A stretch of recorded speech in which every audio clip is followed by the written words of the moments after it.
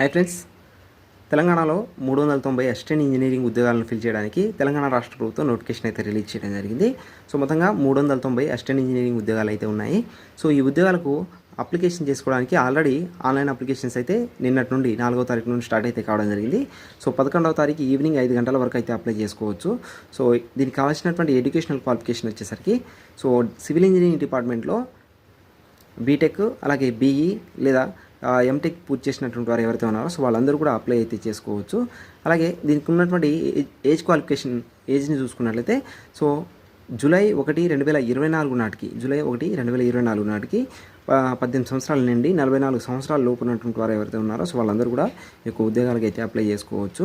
So మొత్తంగా ఈ monthly salary వచ్చేసరికి 33,800 రూపాయలు మంత్లీ శాలరీ అయితే ఉండడం జరుగుతుంది.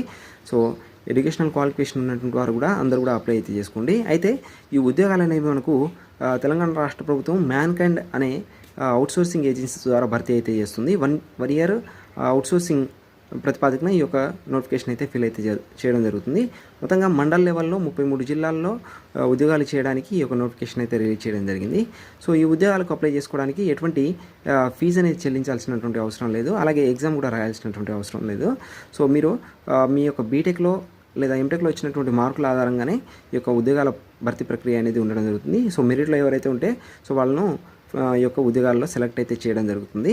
సో ఈ యొక్క ఉద్యోగాలకు అప్లై చేసుకోవడానికి మనకు మ్యాన్కైండ్ అనే అవుట్సోర్సింగ్ ఏజెన్సీ అనేది ఒక గూగుల్ ఫామ్ అయితే ఇవ్వడం జరిగింది. ఆ గూగుల్ ఫామ్ లింక్ను కూడా కింద కామెంట్ సెక్షన్లో ఇస్తాను, అలాగే డిస్క్రిప్షన్లో ఇస్తాను. దాని మీద క్లిక్ చేసి మీరు అప్లై అయితే చేసుకోవచ్చు.